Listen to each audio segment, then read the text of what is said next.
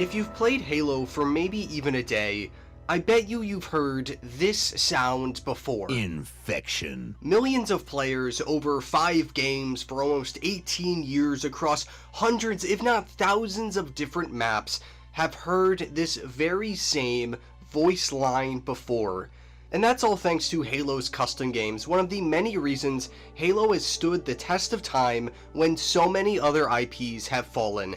Ever since 2001, Halo has been known for its tight multiplayer action, only continued in Halo 2 and Halo 3.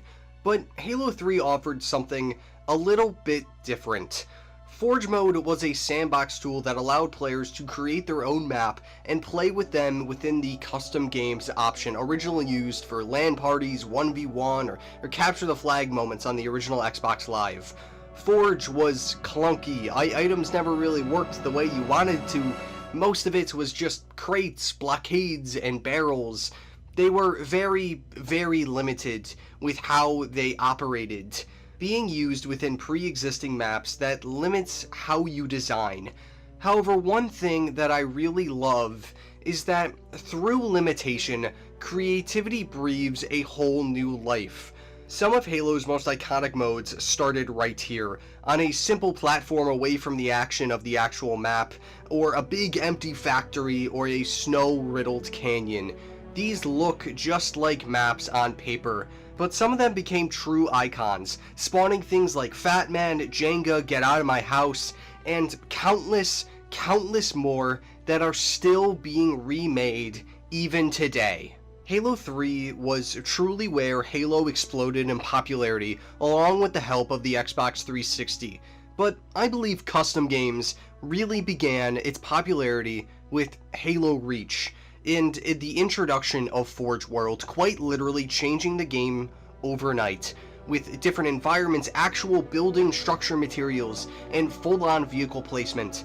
Now I believe it's the best because I am a little biased.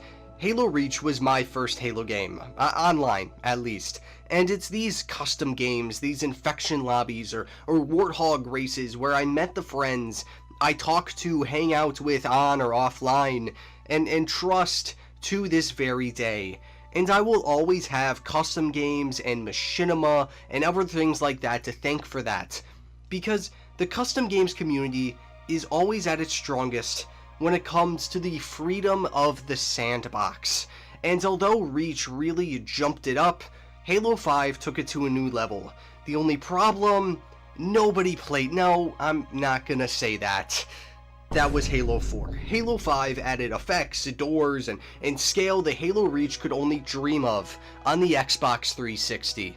Customs were, and technically are, the thing keeping Halo 5 alive, and surprisingly, it's the thing holding up Halo Infinite.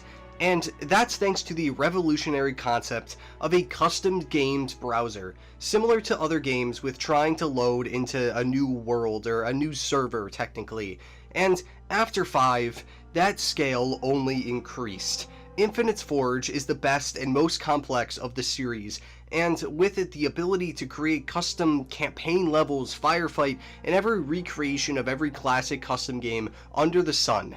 But those classics are still alive today. The Master Chief Collection is one of the best examples in reviving a dead game in modern history, and the custom games browser makes it so.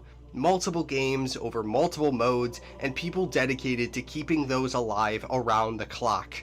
The mods that I see for Halo Reach that are allowed to be put on the Xbox, there's not really a lot, but what's here makes up with these maps as they're big as they can possibly be.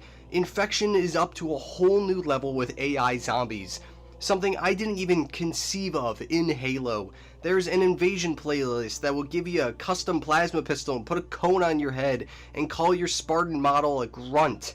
Because of that, the invasion aspect of Halo Reach is still alive in the browser, as matchmaking for invasion I don't think has been populated for maybe 4 years. But with all of this influx comes a decrease of something else. Almost all of these games are quiet. No mics to be seen, most likely in a Discord or watching YouTube videos. And that's a damn shame, as the social aspects of what was known back then made custom games worth playing the second you got home from school. The social aspect in gaming has definitely died over the past few years, and that's how I grew up. That's how I learned every single swear in the book, but they decided to remove toxicity from their games. Probably because they're somewhat liable for what a user would say, but in doing so, cut off a completely integral part to the way Halo operated in the 2010s. I don't think you can really make friends over video games anymore, at least in its traditional sense. For that, you have to go to external sources like Discord to try to even find somebody to interact with. And because of Discord, a lot of your tastes are way more curated to the way you feel and to make you comfortable, and instead of grown men on the internet making you feel uncomfortable in the first 20 seconds of entering an assassination tower game or being drilled by a 25-year-old so-called Spartan in a Halo clan lobby.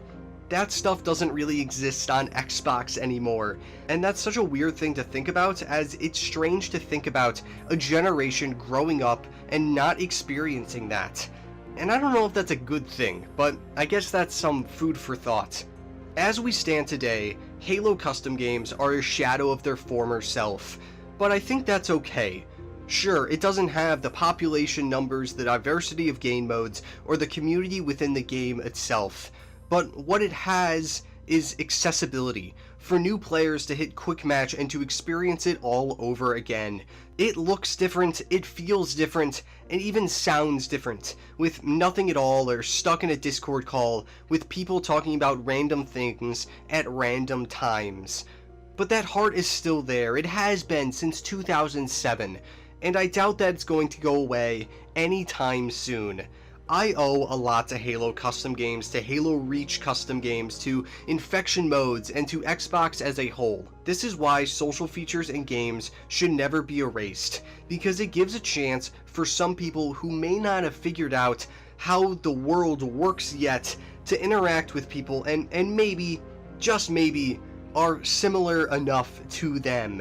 Because regardless of where you are, how you look, or what you believe, you all like Halo, and y'all like just playing Infection over and over and over again until like 4 a.m. until you realize that you have to go to sleep before your parents wake up.